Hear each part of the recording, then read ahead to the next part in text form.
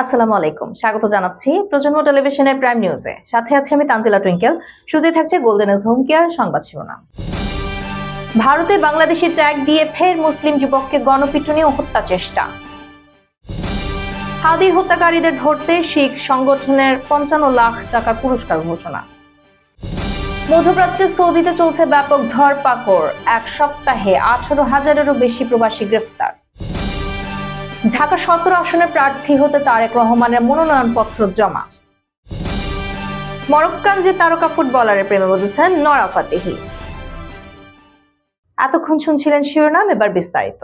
ভারতের ওড়িশা রাজ্যে আবার উগ্র হিন্দুত্ববাদী উন্মাদনার শিকার হলেন এক বাঙালি মুসলিম যুবক। বাংলাদেশি অনুপ্রবেশকারী সন্দেহে আরশ মল্লিক নামে এক ব্যক্তিকে পিটিয়ে হত্যার চেষ্টা করেছে একদল উগ্রবাদী যুবক। গত বৃহস্পতিবার ওড়িশার ভদ্রক জেলার চরম্পা স্টেশন সংলগ্ন এলাকায় এই ভয়াবহ ঘটনাটি ঘটে।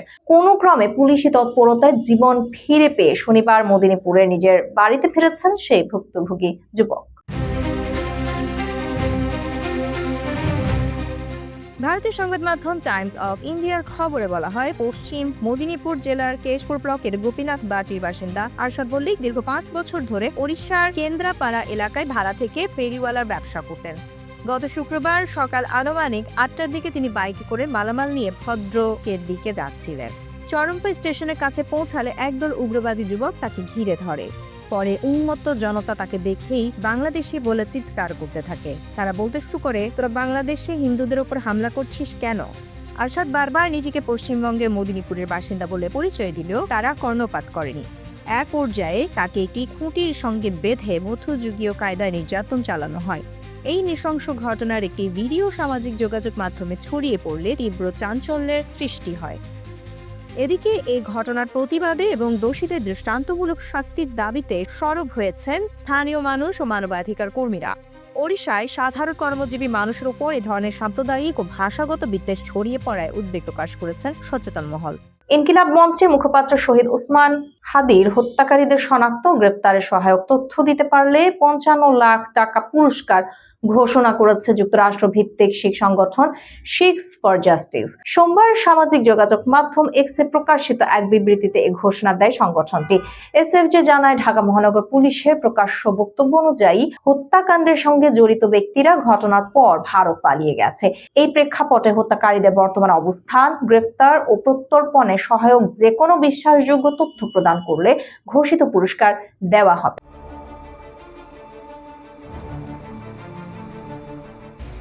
সংগঠনটির জেনারেল কাউন্সিল গুরপতবন্ত সিং পান্নুন অভিযোগ করেন, উসমান হাদির হত্যাকাণ্ড ভারতের মোদী সরকার নির্দেশে সংঘটিত হয়েছে এবং এটি সীমান্ত পেরিয়ে পরিচালিত সন্ত্রাসী কার্যক্রমের অংশ। তিনি দাবি করেন, এই হত্যার ধরন কানাডায় শিখ নেতা হরদীপ সিং নিজ্জর হত্যাকাণ্ডের সঙ্গে মিল রয়েছে।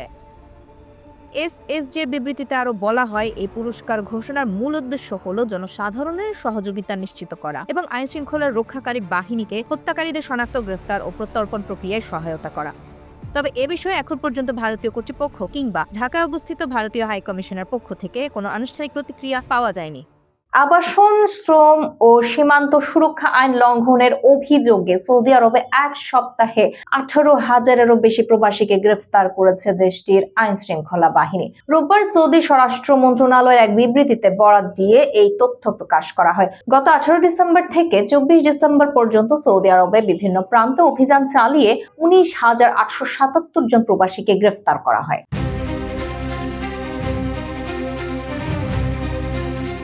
এছাড়া অবৈধভাবে সীমান্ত পেরিয়ে সৌদি আরবে প্রবেশের চেষ্টার সময় 1,312 জনকে গ্রেফতার করা হয়েছে বলে বিবৃতিতে জানানো হয়েছে। এতে বলা হয়েছে, গ্রেপ্তারকৃতদের মধ্যে ইথিওপিয়ান 55%, ইয়েমেনি 44% এবং অন্যান্য দেশের 1% নাগরিক রয়েছেন। একই সময়ে অবৈধ উপায়ে সৌদি আরব ত্যাগের চেষ্টা করায় আরও 46 জন প্রবাসীকে গ্রেফতার দেখানো হয়েছে। পাশাপাশি আবাসন ও কর্মবিধি লঙ্ঘনকারীদের পরিবহন ও আশ্রয় দেওয়ায় সৌদিতে বসবাসরত 14 ব্যক্তিকেও গ্রেফতার করা হয়েছে। বর্তমানে দেশটিতে 28,937 জন প্রবাসীর বিরুদ্ধে আইনি পদক্ষেপ প্রক্রিয়াধীন রয়েছে। তাদের মধ্যে 27,259 জন পুরুষ এবং 1,678 জন নারী। গ্রেপ্তারকৃত প্রবাসীদের মধ্যে 20,378 জনকে দেশে ফেরত পাঠানোর আগে ভ্রমণের প্রয়োজনীয় নথি সংগ্রহের জন্য তাদের নিজ নিজ কূটনৈতিক মিশনে পাঠানো হয়েছে। পাশাপাশি আরও 4,465 জনকে সৌদি আরব থেকে ফেরত পাঠানোর ব্যবস্থা চূড়ান্ত করার নির্দেশ দেওয়া হয়েছে। একই সময় গ্রেপ্তারকৃতদের মধ্যে 13,241 জনকে ইতোমধ্যে সৌদি আরব থেকে নিজ নিজ দেশে প্রত্যাবাসন করা হয়েছে। আসন্ন ত্রয়োদশ সংসদ নির্বাচনে ঢাকার 17 আসনের প্রার্থী হতে মনোনয়নপত্র জমা দিয়েছেন বিএনপির ভারপ্রাপ্ত চেয়ারম্যান তারেক রহমান। সোমবার বেলা 11টায় সেগুনবাগিচায় বিভাগীয় কমিশনার ও রিটার্নিং অফিসার শরফুদ্দিন আহমেদ চৌধুরীর কাছ থেকে তারেক রহমানের মনোনয়নপত্র জমা দেওয়া হয়। দীর্ঘ 17 বছরের নির্বাসিত জীবনের অবসান ঘটিয়ে দেশে ফেরেন বিএনপির ভারপ্রাপ্ত চেয়ারম্যান তারেক রহমান। আর তার দেশে ফেরার পর আলোচনার শীর্ষে উঠে আসেন তিনি।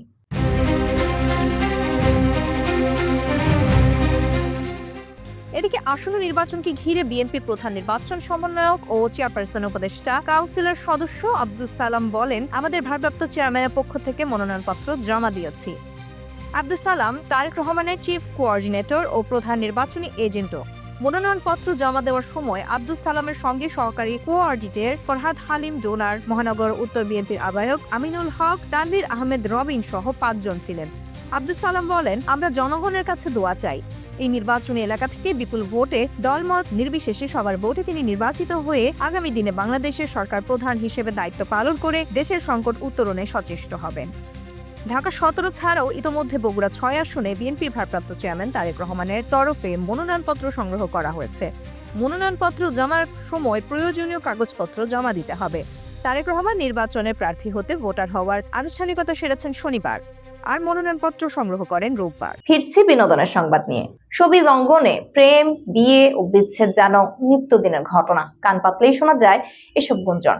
সেই তালিকা থেকে বাদ গেলেন না জনপ্রিয় অভিনেত্রী, নৃত্যশিল্পী ও সঙ্গীত শিল্পী নোরা ফাতেহিও। সম্প্রতি এক তারকা ফুটবলারের সঙ্গে নাম জড়িয়েছেন এই সুন্দরী। ভারতীয় গণমাধ্যম সূত্রে জানা যায়, এক ফুটবলারের প্রেমে নাকি হাবুডুবু খাচ্ছেন এই গ্ল্যামার গার্ল। শুধু তাই নয়, সে ফুটবলারের সঙ্গে নাকি একাধিকবার ডেটিংও করেছেন তিনি। আর নোরার এই সোশ্যাল মিডিয়া পোস্ট ঘিরেই শুরু হয়েছে এই চর্চা। সম্প্রতি আফ্রিকা কাপ অফ নেশন 2025 এর ফুটবল ম্যাচ দেখতে মরক্কো সফর করেন নোরা ফাতেহি। কারণ এই ম্যাচে খেলেন নোরার প্রিয় মানুষটি। এর আগে দুবাইয়ে তাদের একসঙ্গে দেখা যাওয়ার পর প্রেমের গুঞ্জন শুরু হয়। এবার মরক্কোতে তাদের উপস্থিতি সেই জল্পনাকে যেন আরও উস্কে দিয়েছে। দুজনেই নিজেদের ব্যক্তিগত জীবন গোপন রাখতে চান, কারণ এই অভিনেত্রী আপাতত তার কাজে পুরোপুরি মনোযোগ দিতে আগ্রহী। তবে কে সেই রহস্যময় ফুটবলার তা এখনো জানা যায়নি। নোরা কিংবা সে ফুটবলার দুজনেই এই বিষয়ে সম্পূর্ণ নীরব। ফলে পরিচয় থেকে শুরু করে অভিসার আপাতত রয়ে গেছে জল্পনার আড়ালে। আফগানের প্রথম ম্যাচে কোমোরোসকে 2-0 গোলে হারিয়েছিল মরক্কো। সেই ম্যাচে গ্যালারিতে লাল পোশাকে নোরাকে দেখা যায়, যা আরও আগুনে ঘি ঢালে। সোশ্যাল মিডিয়ায় নোরা ওই ম্যাচ ঘিরে 2টি পোস্ট করেন। একটি ভিডিওতে দেখা যায় এক সহচারীর সঙ্গে মরক্কোর পতাকা হাতে নৃত্যরত অভিনেত্রীকে। ক্যাপশনে ম্যাচের ফলাফল উল্লেখ করে তিনি লেখেন, খুবই হাড্ডাহাড্ডি ম্যাচ ছিল, তবে বিরতির পর আমাদের ছেলেরা ম্যাচের নিয়ন্ত্রণ নিয়ে নেয়। এই পোস্ট ঘিরেই এখন প্রশ্ন একটাই, নোরা ফাতেহি হৃদয় জুড়ে ঠিক কোন ফুটবল তারকা? এদিকে এবছরে সবশেষ নোরা ফাতেহিকে দেখা যায় চলতি বছরের 5 সেপ্টেম্বর মুক্তিপ্রাপ্ত উফ ইয়ে সিয়াপ্পা সিনেমায়। চলচ্চিত্রটি পরিচালনা করেছেন জি অশোক। এই ছবিতে নোরার পাশাপাশি অভিনয় করেছেন সোহাম শাহ, নুসরাত ভারুচা, ওমকার কাপুর সহ আরো অনেকে। এই ছিল প্রজন্ম টেলিভিশনের প্রাইম নিউজে। পরবর্তী প্রাইম নিউজ দেখার আমন্ত্রণ জানিয়ে শেষ করছি এখানে। এতক্ষণ সাথে থাকার জন্য ধন্যবাদ সবাইকে।